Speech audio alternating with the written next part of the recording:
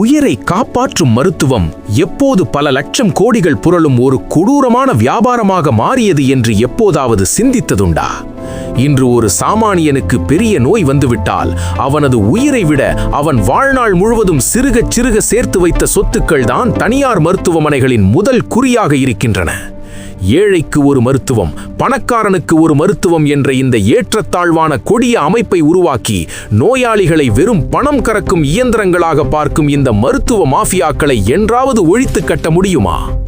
அரசியல்வாதிகளும் அதிகாரிகளும் மட்டும் சொகுசாக தனியார் மருத்துவமனைகளில் சிகிச்சை பெறும் அவலத்தை சுக்கு நூறாக உடைத்தெறிய ஒரு மாபெரும் புரட்சிகரமான திட்டம் 2026ஆம் ஆண்டு நாம் தமிழர் கட்சியின் ஆட்சி செயற்பாட்டு வரைவில் ஆணித்தரமாக பதிவு செய்யப்பட்டுள்ளது. முதலமைச்சர் முதல் கடைக்கோடி சாமானியன் வரை அனைவருக்கும் ஒரே தரத்திலான உலகத்தரம் வாய்ந்த முற்றிலும் இலவச மருத்துவத்தை அரசாங்கமே நேரடியாக வழங்கும் அந்த மாபெரும் திட்டத்தை பற்றி பலருக்கும் முழுமையாக தெரியாது.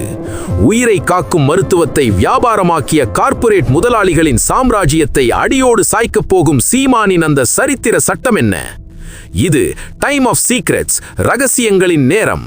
கார்ப்பரேட் மருத்துவ மாஃபியாக்களை ஒழித்து கட்டும் இந்த மாபெரும் அரசியல் புரட்சியை பற்றி முழுமையாக தெரிந்து கொள்ள நமது சேனலை இப்போதே சப்ஸ்கிரைப் செய்யுங்கள். இன்று நாம் ஒரு சாதாரண காய்ச்சலுக்கு தனியார் மருத்துவமனைக்கு சென்றால் கூட அங்கே நடப்பது மருத்துவம் அல்ல, அப்பட்டமான பகல் கொள்ளை. தேவையற்ற பல மருத்துவ பரிசோதனைகளை எழுதி கொடுத்து நோயாளிகளின் பயத்தை மூலதனமாக வைத்து பல ஆயிரம் ரூபாய்களை பிடுங்கும் ஒரு வியாபார நிறுவனமாகவே இன்று தனியார் மருத்துவமனைகள் மாறிவிட்டன. ஒரு ஏழைக்கு ஒரு பெரிய நோய் வந்துவிட்டால் அவன் தன் வாழ்நாள் முழுவதும் உழைத்து சிறுக சிறுக சேர்த்து வைத்த அத்தனை சொத்துக்களையும் விற்றுவிட்டு நடுத்தெருவில் நிற்கும் அவல நிலைதான் இன்று தமிழ்நாட்டில் நிலவுகிறது. ஒரு அரசு தன் நாட்டு மக்களுக்கு கல்வியையும் மருத்துவத்தையும் இலவசமாக உயர்தரமாக கொடுக்க தவறினால் அந்த அரசு இருந்து என்ன பயன்? இதை மிக தெளிவாக உணர்ந்த சீமான் தனது நாம் தமிழர் கட்சியின் ஆட்சி செயற்பாட்டு வரைவில் ஒரு சரித்திர முக்கியத்துவம் வாய்ந்த கொள்கையை வகுத்துள்ளார். அதுதான் மருத்துவம் ஒருபோதும் வணிகப் பொருளாக கூடாது என்ற உறுதியான நிலைப்பாடு. நாம் தமிழர் அரசு பொறுப்பேற்றவுடன் தமிழ்நாட்டில் உள்ள அனைத்து அரசு மருத்துவமனைகளும் பன்னாட்டு தரத்திற்கு இணையான அதிநவீன வசதிகளுடன் உடனடியாக தரம் உயர்த்தப்படும். ஒவ்வொரு கிராமத்திலும் ஊராட்சி ஒன்றியங்களிலும் உள்ள ஆரம்ப சுகாதார நிலையங்கள் வெறும் பெயரளவில் இயங்காமல் உலகத்தரம் வாய்ந்த மருத்துவ கருவிகளுடனும் தலைசிறந்த மருத்துவர்களுடனும் 24 மணி நேரமும் முழுமையாக செயல்படும் வகையில் மாற்றியமைக்கப்படும். இன்று தனியார் மருத்துவமனைகளில் பல லட்சங்கள் செலவு செய்து செய்யப்படும் மாற்று அறுவை சிகிச்சைகள், இதய அறுவை சிகிச்சைகள் மற்றும் புற்றுநோய் போன்ற கொடிய நோய்களுக்கான அதிநவீன உயர் சிகிச்சைகள் அனைத்தும் அரசு மருத்துவமனைகளில் எந்தவித பாகுபாடுமின்றி ஒவ்வொரு தமிழனுக்கும் முற்றிலுமாக இலவசமாக செய்யப்படும். இன்று ஒரு ஏழைக்கு தீவிரமான நோய் வந்தால் அவன் அரசு மருத்துவமனைக்கு போகிறான்.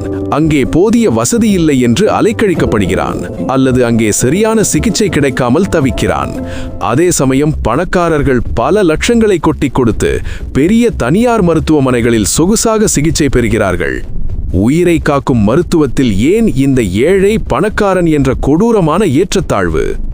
இந்த மாபெரும் சமூக அநீதியை உடைக்க எந்த ஒரு தனிமனிதனும் தன்னிடம் பணம் இல்லாத காரணத்தால் சிறந்த மருத்துவத்தை பெற முடியாமல் இறந்து போகக்கூடாது என்பதை நாம் தமிழர் அரசு சட்டப்பூர்வ உரிமையாக மாற்றும். மருத்துவம் என்பது பணம் இருப்பவனுக்கு மட்டும் கிடைக்கும் ஆடம்பர பொருள் அல்ல, அது பிறக்கும் ஒவ்வொரு குடிமகனுக்கும் இந்த அரசாங்கம் வழங்க வேண்டிய அடிப்படை உயிர் உரிமை என்பதை இந்த திட்டம் ஆணித்தரமாக நிலைநாட்டும். தனியார் மருத்துவமனைகளை நம்பியிருக்கும் இன்றைய இழிநிலை முழுமையாக மாற்றப்பட்டு முதலமைச்சர் முதல் கடைக்கோடி சாமானியன் வரை அனைவரும் ஒரே அரசு மருத்துவமனையில் சிகிச்சை பெறும் ஒரு மாபெரும் சமத்துவமான மருத்துவ கட்டமைப்பை உருவாக்குவதுதான் சீமானின் இந்த தொலைநோக்கு திட்டம். ஆனால் இங்கே ஒரு அதிர்ச்சியூட்டும் உண்மை பலருக்கு தெரியாது. ஒருபுறம் சாதாரண மக்கள் அரசு மருத்துவமனைகளில் போதிய படுக்கை வசதிகளோ உயர்தர சிகிச்சையோ கிடைக்காமல் வாராண்டாக்களில் காத்து கிடக்கிறார்கள். ஆனால் மறுபுறம் இதே அரசாங்கத்தை நடத்தும் முதலமைச்சரோ அமைச்சர்களோ அல்லது அரசு அதிகாரிகளோ தங்களுக்கு சாதாரணமாக ஒரு காய்ச்சல் வந்தால் கூட அவர்கள் யாரும் அரசு மருத்துவமனைக்கு போவதில்லை. மாறாக அவர்கள் அனைவரும் பல்லாயிரம் கோடிகள் வசூலிக்கும் பெரிய கார்ப்பரேட் தனியார் மருத்துவமனைகளில்தான் விஐபி வார்டுகளில் தங்கி சிகிச்சை பெறுகிறார்கள். இது எவ்வளவு பெரிய அயோக்கியத்தனம்! மக்களின் வரிப்பணத்தில் சம்பளம் வாங்கும் ஒரு அரசு அதிகாரிக்கு அல்லது அமைச்சருக்கு தாங்கள் நிர்வகிக்கும் அரசு மருத்துவமனையின் தரத்தின் மீது ஏன் நம்பிக்கை இல்லை? அவர்கள் மட்டும் ஏன் அரசு மருத்துவமனையை புறக்கணிக்கிறார்கள்? தாங்கள் நடத்தும் அரசாங்கத்தின் மீது அவர்களுக்கே துளியும் நம்பிக்கை இல்லை என்பதையே இது அப்பட்டமாக காட்டுகிறது. இந்த முரண்பாட்டை உடைத்து ஒட்டுமொத்த அரசு இயந்திரத்தையும் அதிர வைக்கும் ஒரு மாபெரும் திருப்புமுனையான சட்டத்தை சீமான் முன்வைக்கிறார்.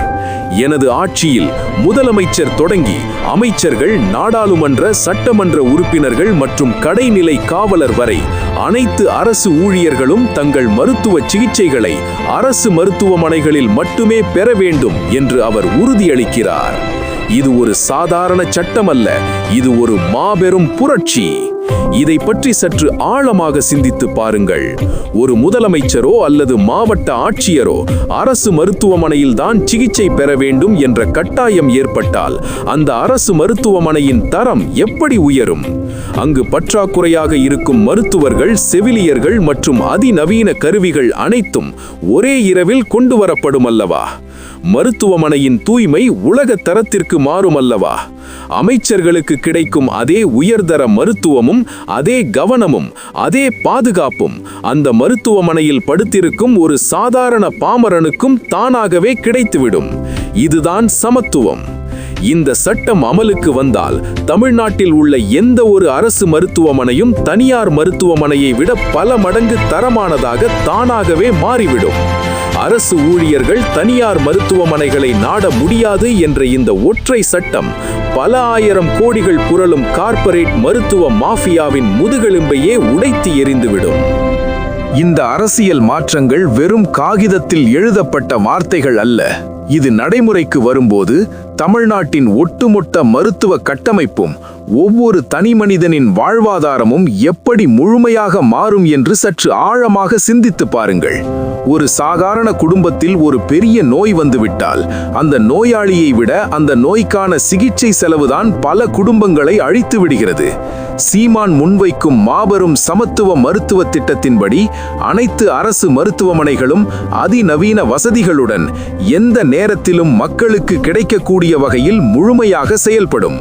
ஒரு சாதாரண காய்ச்சல் முதல் சிக்கலான மூளை அறுவை சிகிச்சை வரை ஒவ்வொன்றும் முற்றிலும் இலவசமாக எந்தவித பாரபட்சமுமின்றி அரசு மருத்துவமனைகளில் மட்டுமே வழங்கப்படும் என்ற இந்த திட்டத்தின் மையப்புள்ளி தமிழ்நாட்டு மக்கள் அனைவரின் அடிப்படை உயிர் உரிமையை பாதுகாப்பதே ஆகும். அடுத்ததாக இந்த திட்டத்தை எப்படி செயல்படுத்துவது? இதற்கு ஒரு விசால மருத்துவ கட்டமைப்பு தேவை. ஒவ்வொரு மாவட்டத்திற்கும் ஏற்ற வகையில் பல ஆயிரம் படுக்கை வசதிகளுடன் கூடிய அதிநவீன பல்நோக்கு அரசு மருத்துவமனைகள் அரசாங்கத்தின் நேரடி கட்டுப்பாட்டில் அமைக்கப்படும். அங்கிருந்து கிராமப்புற ஆரம்ப சுகாதார நிலையங்கள் வரை ஒரு ஒருங்கிணைந்த மருத்துவ கட்டமைப்பு உருவாக்கப்படும். இங்கு ஒரு மிக முக்கியமான விஷயத்தை கவனிக்க வேண்டும். இன்று ஒரு ஏழை நோயாளி அவசர சிகிச்சைக்கு அரசு மருத்துவமனைக்கு சென்றால் அங்கே மருத்துவர்கள் இருப்பதில்லை அல்லது உயிர் காக்கும் கருவிகள் பழுதடைந்திருக்கின்றன. 2026ஆம் ஆண்டு நாம் தமிழர் கட்சியின் அரசு கிராமங்கள் தோறும் நடமாடும் அதிநவீன மருத்துவமனைகளை உருவாக்கி 24 மணி நேரமும் சிறந்த மருத்துவர்களையும் செவிலியர்களையும் கிராமங்களில் நேரடியாக செயல்படச் செய்யும்.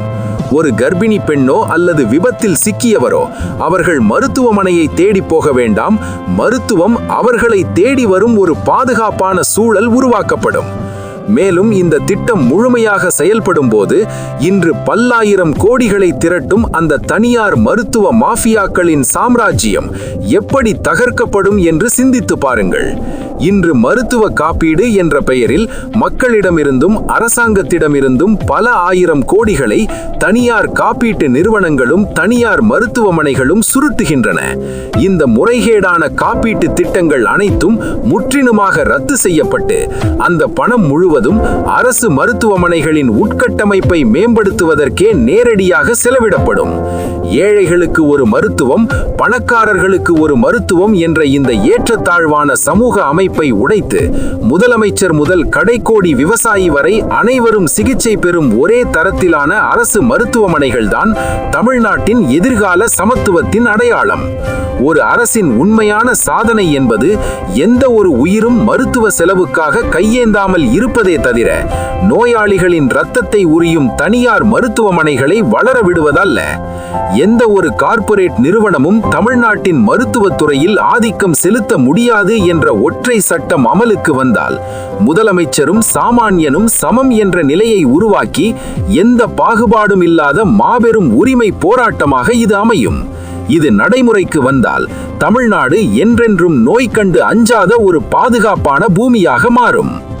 இந்த ஒட்டுமொத்த மருத்துவ திட்டத்திலேயே ஒரு மாபெரும் திருப்புமுனையான மிகவும் சக்தி வாய்ந்த புள்ளி எங்கு வருகிறது தெரியுமா? பணமில்லாத காரணத்தால் ஒரு ஏழைக்கு தரமான மருத்துவம் மறுக்கப்பட்டு அவன் இறந்து போனால் அது இயற்கையான மரணம் அல்ல, அது இந்த அரசாங்கம் செய்த படுகொலை என்று சீமான் முழங்கிய அந்த ஒரு உரைதான் ஒட்டுமொத்த மருத்துவ மாஃபியாக்களையும் கதிகலங்க வைத்தது. பல ஆண்டுகளாக அரசியல்வாதிகள் அரசு மருத்துவமனைகளை கட்டினோம் என்று பெருமை பேசினார்கள். ஆனால் எவரும் துணிந்து முதலமைச்சரும் அமைச்சர்களும் அந்த அரசு மருத்துவமனையில்தான் சிகிச்சை பெற வேண்டும் என்ற சட்டம் இயற்ற துணியவில்லை.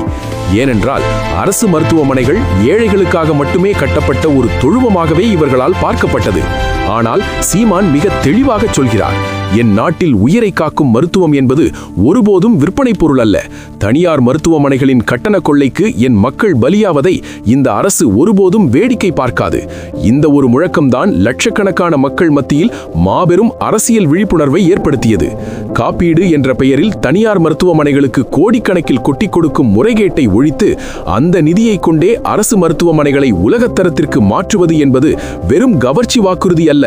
இது மனித உயிர்களை மதிக்கும் ஒரு தலைவன் தன் மக்களை காக்க எடுத்திருக்கும் மாபெரும் ஆயுதம்.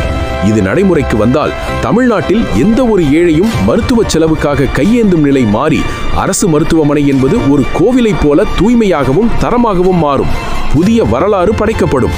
இப்போது உங்களுக்கான நேரம். பல தசாப்தங்களாக தனியார் மருத்துவமனைகளின் கட்டண கொள்ளையில் சிக்கித் தவிக்கும் சாமானிய மக்களை மீட்க சீமான் முன்வைக்கும் இந்த சமத்துவ மருத்துவ திட்டம் சாத்தியமா? குறிப்பாக முதலமைச்சர் முதல் கடைநிலை ஊழியர் வரை அனைவரும் அரசு மருத்துவமனையில்தான் சிகிச்சை பெற வேண்டும் என்ற சட்டம் தமிழ்நாட்டின் மருத்துவ கட்டமைப்பை உண்மையிலேயே உலகத்தரத்திற்கு உயர்த்துமா? உங்களுடைய ஆழமான கருத்துக்களை கீழே கமெண்டில் தவறாமல் பதிவு செய்யுங்கள். உங்களுடைய ஒவ்வொரு பதிவும் இந்த மாபெரும் மருத்துவ புரட்சியை அடுத்த கட்டத்திற்கு எடுத்துச் செல்லும். அடுத்த வீடியோவில் இதைவிட ஒரு அதிரடியான, ஒவ்வொரு தமிழனின் உடல் வலிமையையும் வீரத்தையும் மீட்டெடுக்க போகும் ஒரு தலைப்போடு உங்களை சந்திக்கிறேன். அந்த தலைப்பு உடலினை உறுதி செய்.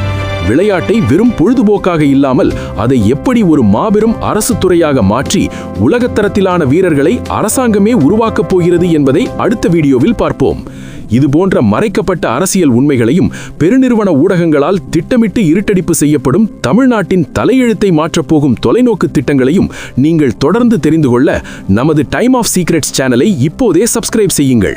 இந்த வீடியோவை லைக் செய்து உங்கள் நண்பர்கள், உறவினர்கள் என பட்டி தொட்டி எங்கும் உள்ள அனைவருக்கும் ஷேர் செய்து பெரும் அரசியல் விழிப்புணர்வை ஏற்படுத்துங்கள்.